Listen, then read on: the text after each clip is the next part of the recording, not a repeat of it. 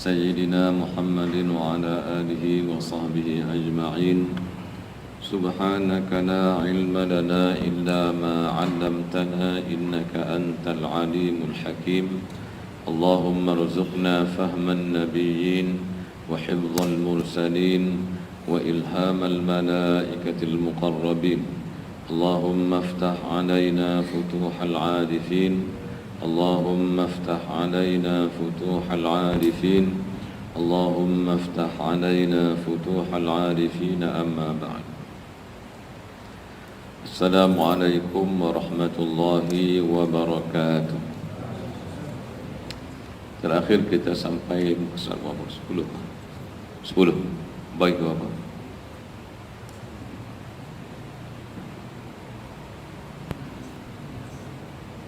Ya.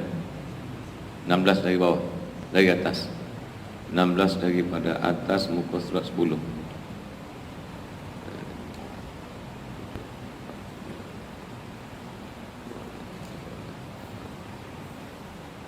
Maka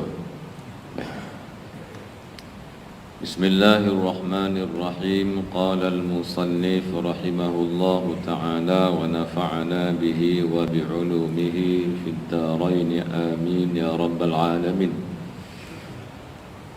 Maka murad daripada faham itu iaitu nur yang ternaqash dalam zihin tatkala suci tempat itu daripada hukum fara', dan fara' itu iaitu dibangsakan kepadamu apabila engkau ikhlas daripada maqamul fara' kepada maqamul jama', dan kau nazar kepada wujudmu.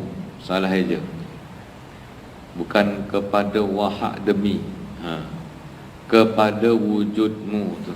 Wujudmu, waw jim waw dal mim, wujudmu, atau kepada segala halmu, maka adalah demikian itu kesalahan yang menempati daripadamu faham akan daqaiqul asrar, akan daqaiqul asrar, al-asrarud daqaiq, al-asrar daqiqah, rahsia-rahsia yang sangat seni.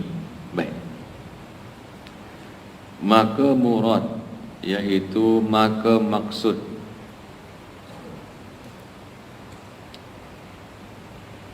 daripada faham itu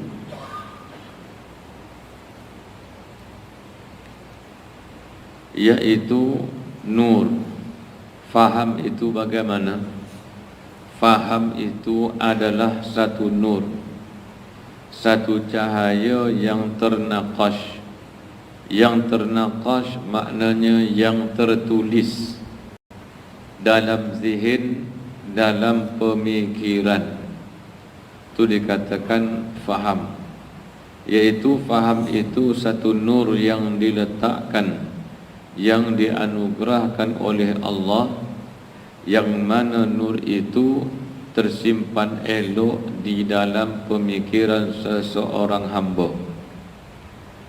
Mafhumnya, kalau tidak faham seseorang itu, maka tiada nur yang tertulis, yang tersimpan elok di dalam pemikirannya.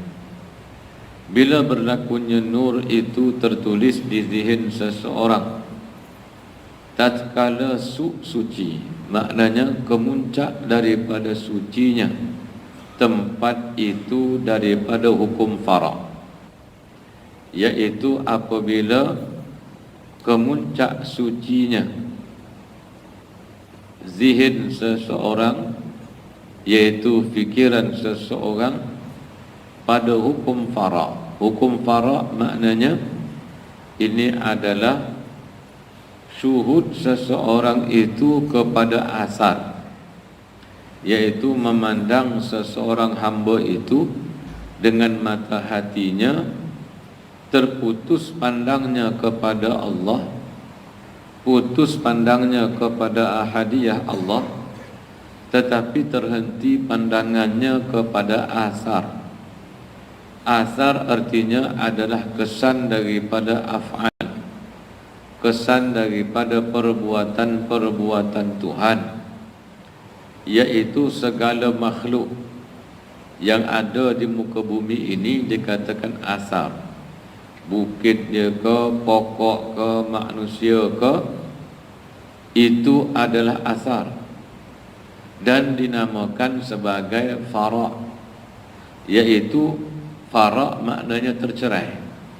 Tercerai daripada memandang punca segala asar, punca segala kaun. Kaun sama juga dengan asar. Kaun maknanya sesuatu yang kena pada firman Tuhan, kun fayakun, iaitu makhluk. Kalau kita kata asar, asar juga makhluk. Kalau kita kata asar makhluk, kaun makhluk, kemudian apa lagi? Kaun juga adalah makhluk, kaun. Maka seseorang yang mata hatinya cuma tertumpu kepada makhluk, maka dikatakan kedudukannya itu adalah maqamul faraq. Baik. Kemudian apabila suci, iaitu apabila kemuncak daripada bersih zihin pemikirannya daripada hukum faraq, iaitu tidak sekadar memandang kepada makhluk. Ini adalah perjalanan orang salik, nama dia. Perjalanan orang salik itu adalah dia memandang daripada asar dan berakhir kepada ahadiyah Allah. Jadi kalau seandainya dia memandang cuma kepada asar tetapi tidak sampai kepada memerhati memandang kepada Allah, yang ini dikatakan tadi, yaitu faraq semata-mata, tidak jamak, tidak membawa dia memandang kepada ahadiyah, yakni keesaan Allah Subhanahu wa ta'ala. Maka kalau seandainya pada ilmu tasawuf seseorang yang hanya memandang kepada makhluk kemudian tidak membawa pandangnya itu kepada Khalik yang mencipta makhluk, maka orang ini tidak ada nur di dalam zihinnya, di dalam fikirannya tidak ada zihin yang ternaqash, yang tertulis, cuma kosong, sekadar memandang kepada makhluk. Bila memandang kepada makhluk, makhluk itu termasuk diri seseorang serta sifatnya, dan segala ketentuan Allah juga adalah makhluk. Bila tidak ada nur itu di dalam diri seseorang, maka cepat dia akan menyalahkan Allah Ta'ala terhadap takdir diri dia. Karena takdir diri manusia juga adalah makhluk. Dia dijadikan sebagai seorang yang susah. Susah itu Tuhan ke makhluk Tuhan? Dia makhluk Tuhan. Kalau dia memandang kepada kesusahan itu, orang ini dikatakan sebagai faraq, iaitu memandang cuma kepada makhluk. Walhal kepayahan, kesusahan hidup itu adalah makhluk yang dijadikan oleh Allah supaya kita memandang daripada mana punca datang. Datangnya daripada mana? Datangnya daripada af'al perbuatan Allah. Yang terbit perbuatan itu daripada asma'nya, kemudian daripada sifatnya, dan berakhir pada ahadiyah zat, yaitu keesaan zat Allah Subhanahu wa ta'ala. Atau mudahnya, segala-galanya itu datangnya daripada Allah. Maka orang yang tidak memandang kepada Allah, bagi ahli tasawuf dikatakan orang ini berada pada maqamul faraq, terpisah, tercerai daripada memandang kepada Allah Subhanahu wa ta'ala. Maka kalau berada pada maqamul faraq, maka tidak ada nur yang tertulis pada fikiran dia. Dan faraq itu sendiri iaitu dibangsakan kepadamu, iaitu kita bangsakan kepada makhluk, nisbahkan kepada makhluk. Takdir kita ni begini, kenapa? Kerana kekurangan diri kita. kerana kita malas dan sebagainya. Jadi bagi ahli tasawuf, mereka tidak memandang kepada diri tetapi memandang dia kepada Allah Subhanahu wa taala. Sungguh pun dia memandang kepada dirinya tetapi berakhir di mana? Berakhir dia kepada Allah. Itu dikatakan jamak. Tapi kalau semata-mata faraq, iaitu ini adalah fahaman daripada kebanyakan orang-orang awam, kebanyakan manusia memandang dengan cara begitu. Dia pandang segala-galanya tergantung kepada usaha semata-mata, tidak daripada Allah Ta'ala. Kalau bawa kepada akidah, maknanya dia menjahilkan Allah, seolah-olahnya Allah tidak mengetahui yang dia akan menjadi seorang yang kaya, melainkan setelah dia berusaha. Yang jahil itu kita, tapi yang alim itu Allah. Yang terdinding kehendak itu kita, yang mutlak kehendak itu Allah. Maknanya sifat 20 yang kita mengaji tersebut, yang wajib itu ada pada Allah, yang mustahil itu ada pada kita. Oleh kerana kita ini jahil, tidak tahu apa yang akan terjadi pada masa yang akan datang, maka yang mengetahui masa yang akan datang itu cuma Allah. Adakah kita berjaya ke tidak berjaya, itu semuanya diketahui oleh Allah Subhanahu wa taala. Segala ketentuan kita semasa di alam arwah sehingga berada di alam ini, sehingga ke alam barzakh, segala-galanya di dalam ilmu Allah.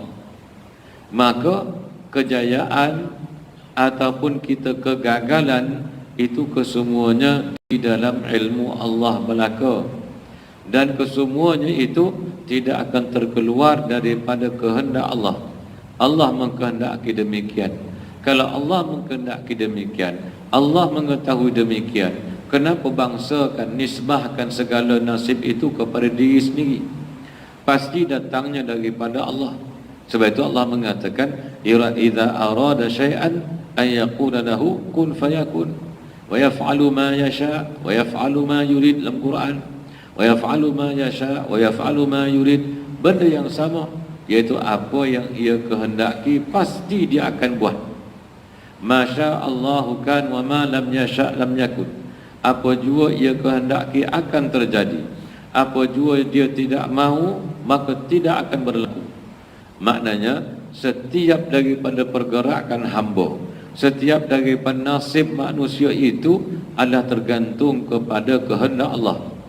Maka ahli tasawuf yang berpijak di atas akidah yang betul, mereka mengatakan segala yang terjadi ini punca datang daripada Allah.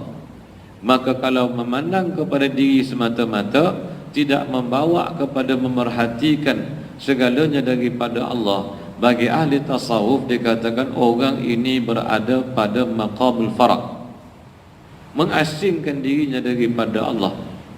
Maka dikatakan faraq itu membangsakan sesuatu itu kepada diri sendiri, bukan kepada Allah. Seolah-olahnya Allah ikut apa kata dia, Allah ikut apa kehendak dia.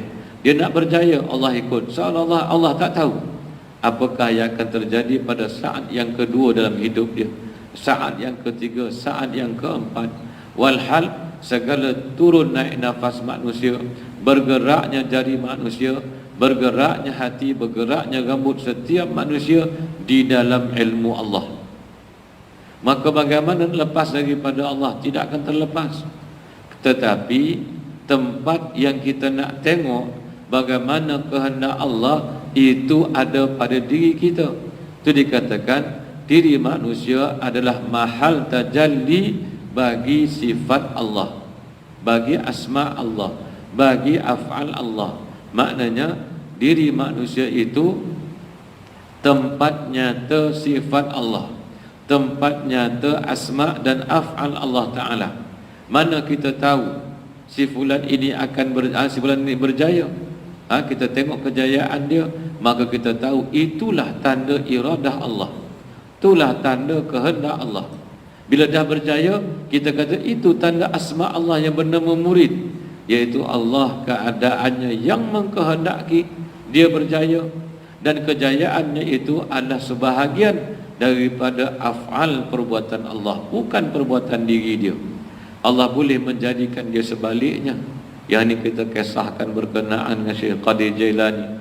Dia tegur pemabuk, akhirnya pemabuk tu kata, yang kita cerita dulu, tidakkah engkau terfikir wahai Sultanul Awliya, wahai raja sekala wali, tidakkah engkau terfikir Allah boleh mengubah kamu daripada menjadi Sultanul Awliya, raja kepada wali, menjadi pemabuk yang hina seperti aku? Allah boleh ubah. Dalam sekelip mata sahaja Allah boleh ubah kamu daripada jadi wali kepada jadi seorang yang pemabuk, yang hina, dicaci dia orang. Nah, dengan sebab itu jangan tengok aku, dia kata, tengok kepada perbuatan Allah. Apa yang ada pada aku ini cuma sebagai tajalli, sebagai mazhar, tempat zahir semata-mata kehendak dia. Mana kamu tahu Allah berkehendak? Dengan tengok nyata pada diri kita sendiri, tengok kepada nyata kepada alam yang ada ini. Maka memandang semata-mata kepada makhluk tadi dikatakan maqamul fara', iaitu terpisah seseorang daripada menisbah kepada Allah. Maka apabila engkau ikhlas, engkau sucikan daripada maqamul fara', ikhlas makna engkau sunyikan, engkau lepaskan dirimu daripada maqamul fara', iaitu memandang kepada makhluk semata-mata, kepada maqamul jama', iaitu kau pandang, dia kata, daripada makhluk ini di mana berakhir, iaitu berakhirnya kepada ahadiyah zat, keesaan zat. Di situ tempat akhir dia, iaitu memandang engkau kepada wujudul haq, iaitu wujud Allah Subhanahu wa ta'ala. Maka kalau pandangmu, dia kata, daripada makhluk berakhir kepada Khaliq penciptanya, itu dipanggil maqamul jama'. Maqamul jama' dipanggil dalam ilmu tasawuf. Kalau memandang cuma kepada makhluk dikatakan maqamul fara', iaitu maqam orang yang terdinding dia, terhijab daripada memandang kepada ahadiyah, keesaan Allah yang dia nampak dia. Sebab tu bila tak dapat dia kecewa. Bila tak dapat sesuatu yang dia nak, dia akan kecewa. Kenapa? Kerana dia nisbahkan segala-gala kepada diri sendiri. Kalau kita usaha, kita berjaya. Kalau tak usaha, kita tak berjaya. Berapa ramai orang berusaha tapi tak berjaya. Berapa ramai orang tak usaha akhirnya berjaya juga. Kalau belajar pandai-pandai, nanti dapat kerja bagus, menjadi orang kaya. Ada juga bonsiu yang tak belajar akhirnya menjadi orang kaya. Ya, kerana kaya miskin bukan kepada usaha semata-mata, tetapi kepada kehendak Allah. Usahanya pun kehendak Allah juga, tak usahanya pun kehendak Allah juga. Dan tetapi jangan kita letakkan diri kita dengan tidak berusaha, kerana nak melepaskan diri ini dikatakan sebagai zindik, kafir zindik bagi ahli tasawuf. Sebab itulah kitab Syekh Sayyid Zaini Dahlan dan kitab Taqribul Usul di Tashilul Usul, dia ingatkan kepada kita, sungguh pun kita memandang kepada maqamul jama', memandang kita daripada hamba berakhir kepada Tuhan yang menjadikan kita, tetapi jangan sampai kita menisbahkan kepada Tuhan lantaran daripada menjaga kepentingan nafsu. Kenapa kamu berehat? Dia kata segala-gala daripada Tuhan. Tujuannya kerana nak membebaskan diri daripada usaha dan berikhtiar. Tak perlu kerja kerana diri kita nak berehat. Nak berehat, nak berseronok. Kenapa tak semayang? Kerana ini ketentuan daripada Tuhan. Jadi menisbahkan semua kejahatan dirinya kepada Allah. Tapi bila makan dia tahu pilih. Dia nak pilih yang sedap-sedap je. Kalau duit tahu nak banyak, tapi ibadat sikit, kan nampak ada double standard. Bila benda yang menyenangkan nafsu, ada nisbah diri dia, ada nisbah kepada Tuhan. Bahkan dia ambil lebih daripada qadar. Bila tak kena dengan nafsu dia, dia nisbah kepada Tuhan. Ini perbuatan, kata Syekh Sayyid Zaini Dahlan, dia kata orang ini sebahagian daripada perbuatan kafir zindik. Bagi ahli tasawuf, mereka itu berada pada maqamus sidqi, iaitu orang yang siddiq, orang yang benar. Orang yang benar adalah mereka berusaha pada zahir tetapi menggantungkan keputusannya kepada ketentuan Allah. Dia cuba bangun pada waktu pagi, dia tidur awal, tetapi terlewat juga. Maknanya usahanya telah pun dia buat, keputusannya diserahkan kepada Allah. Kalau tak bangun, apa dia kata ini ketentuan daripada Allah. Dia kata rezeki macam mana? Saya kerja, saya usaha, saya berjual, saya buat begitu, tapi akhirnya tak kaya juga. Maknanya dia kata Allah mengkehendaki aku tidak kaya. Usaha aku juga daripada Allah, tapi pada sudut hamba ni kita kena kerja, kita kena usaha, tapi pergantungan hati kita berakhir kepada Allah. Itu dikatakan maqamul jama', bukan semata-mata memenangkan nafsu dengan mengatakan daripada Allah Ta'ala belaka. Itu memasangkan af'al yang salah dengan tujuan memenangkan hawa nafsu diri. Itu bukan daripada pahaman atau pegangan ahli tasawuf. Karena ahli tasawuf mereka berpijak di atas akidah yang betul. Akidah yang betul iaitu usaha ikhtiar pada zahir, bergantung hati kepada Allah terhadap keputusan daripada usaha dia. Itu dikatakan ahli sufi. Nah, itu dikatakan maqamul jama', iaitu memandang dia perbuatannya, usahanya itu adalah hamba Allah. Hamba Allah atau makhluk Allah. Bila makhluk Allah, maka dia itu adalah sebahagian daripada perbuatan-perbuatan Allah. Maka akhirnya sampai dia kepada Allah semata-mata. Itu dia kata maqamul jama'. Dan kau nazar kepada wujudmu dan pandang kepada wujud dirimu itu, atau kepada segala halmu, segala yang terbit daripada wujud diri, maka adalah demikian itu kesalahan yang menempat dirimu faham akan daqaiqul asrar. Maknanya apabila engkau memandang, iaitu pada kedudukan maqam fara', iaitu kedudukan orang yang cuma terputus pandangnya kepada perbuatan diri, kepada dirinya, itulah satu kesilapan yang mana dia menjadikan kamu terdinding daripada faham. Faham apa dia? Akan daqaiqal asrar, iaitu rahsia-rahsia yang sangat halus dalam ilmu tasawuf. Jadi kenapa kita tidak faham rahsia-rahsia dalam ilmu tasawuf? Kerana kita pandang musyahadat atau syuhud kita kepada Allah itu tidak ada. Yang kita nampak syuhud kepada asar, memandang kepada kaun, tidak memandang kepada mukawwin atau tidak memandang kepada Allah. Maka akibat daripada itu, maka terdindinglah hati ini daripada memahami rahsia-rahsia yang halus daripada ilmu tasawuf. Dan inilah makna, tuan-tuan, ya, ahli sufi ni dia bukan kehendak dia nak faham daqaiqul asrar, nakkan sesuatu yang luar biasa, ya, nakkan karamah. Itu bukan tujuan daripada ilmu tasawuf. Ilmu tasawuf ini dia tujuannya cuma untuk usul kepada Allah, untuk sampai kepada Allah Subhanahu wa ta'ala semata-mata, bukan nakkan karamah.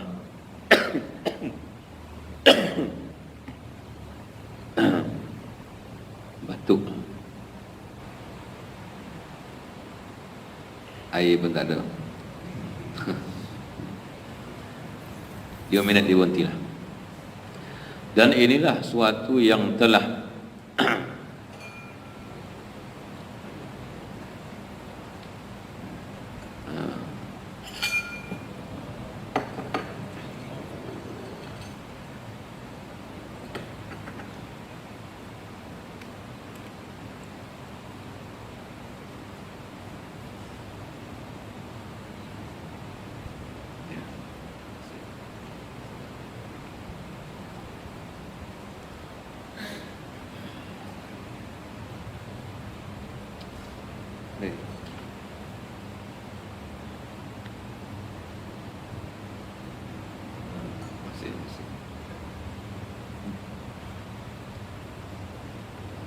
Bismillahirrahmanirrahim. Dan inilah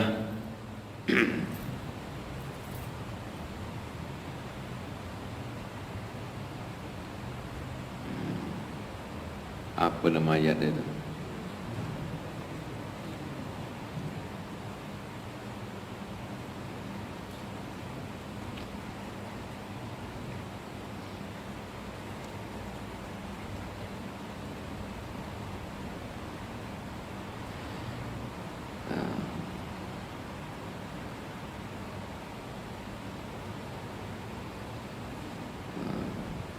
Inilah suatu yang telah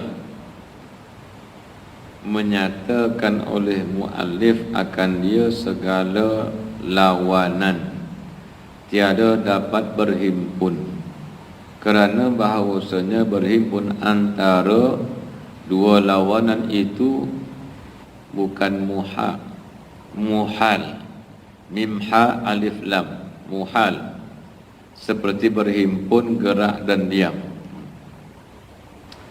Baik, dia kata, dan inilah ya, suatu yang telah menyatakan oleh muallif, oleh pengarang. Maknanya ya, kerana ini yang kita baca maqamul fara' dengan maqamul jama', itulah kerana ini dia kata dua perkara yang berlawanan. Kalau berpegang kepada fara' maka tidak akan berpegang kepada jama'. Kalau memegang kepada jama' maka tidak berpegang kepada fara'.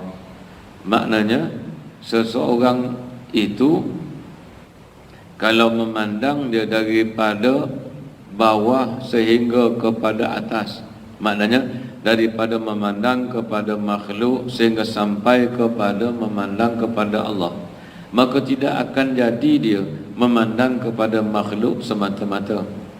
Kalau memandang kepada makhluk semata-mata, tidak akan sampai pandangnya kepada Allah Subhanahu wa taala. Jadi dikatakan akan dia segala lawanan, iaitu dua perkara yang berlawanan antara maqamul fara' dengan maqamul jama', iaitu tiada dapat berhimpun, tidak akan dapat bersekali.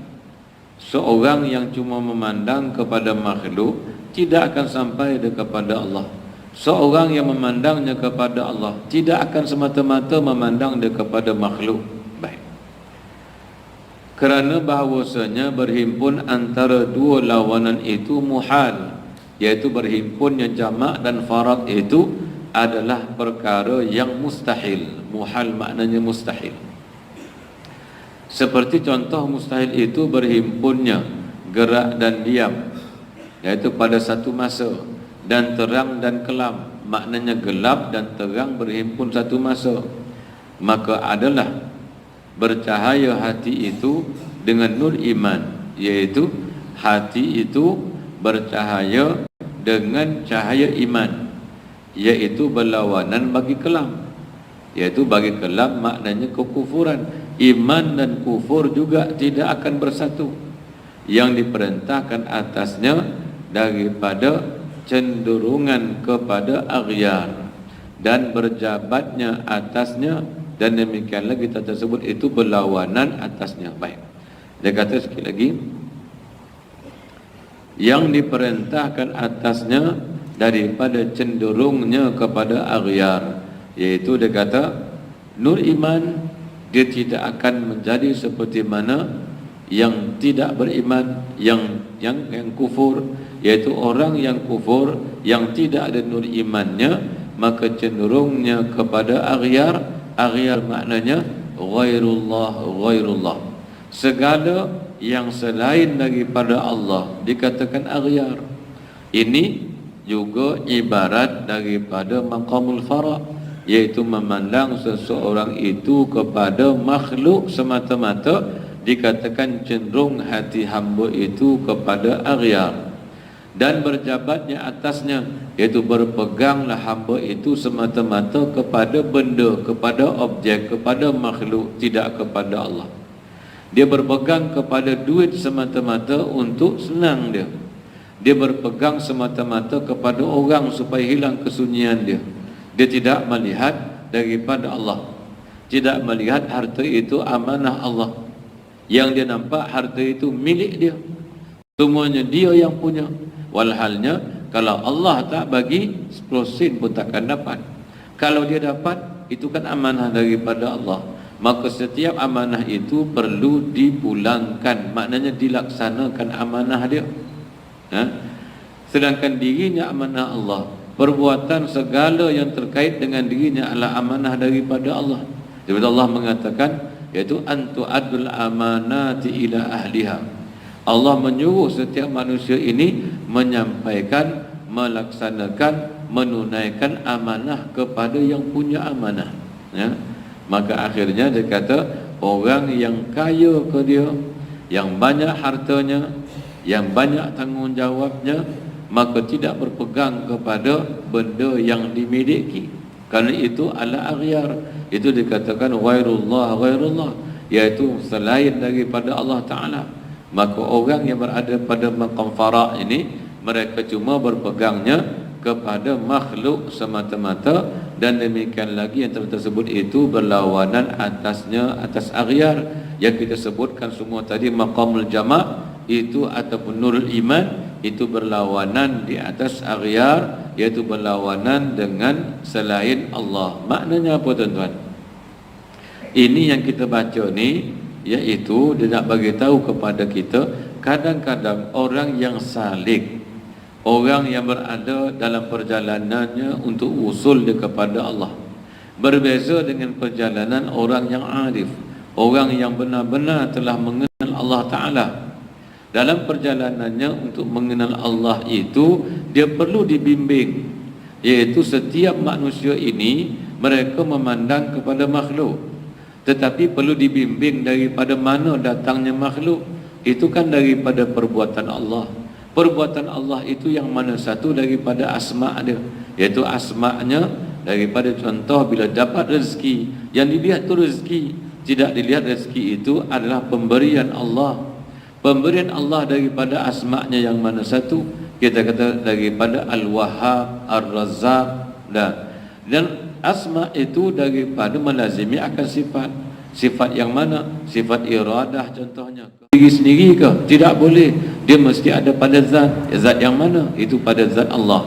Maknanya bila dia mendapat sesuatu, berakhir kepada Allah juga, bukan kepada sesuatu yang dia dapat. Maka dibimbing oleh gurunya, dibimbing oleh mursyidnya, dibimbing oleh syekhnya, tidak memandang cuma kepada makhluk, tapi berakhir kepada Allah. Maka kalau seandainya dia cuma memandang kepada makhluk, orang ini dalam ilmu tasawuf dikatakan berada pada maqamul faraq, terpisah, terdinding dia, terhijab dia. Dan tetapi kalau dia memandang daripada bawah satu persatu, akhirnya sampai dia kepada Allah, dikatakan berada pada maqamul jama'. Maka maqamul faraq inilah yang mendinding seseorang itu daripada memahami rahsia-rahsia yang halus daripada ilmu tasawuf. Baik, itulah kesimpulan dia.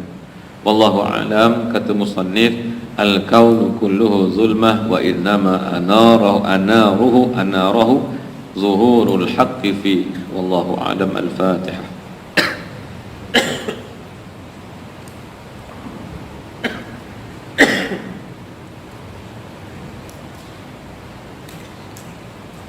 Bismillahirrahmanirrahim. Alhamdulillahirabbil alamin. Wassalatu wassalamu ala sayyidil mursalin sayyidina Muhammadin wa ala alihi wa sahbihi ajma'in. Allahumma ighfir lana dhunubana wa liwalidina warhamhum kama rabbawna shighara. Wa sallallahu ala sayyidina Muhammadin wa ala alihi wa sahbihi ajma'in. Walhamdulillahi rabbil alamin. Taqabbalallah.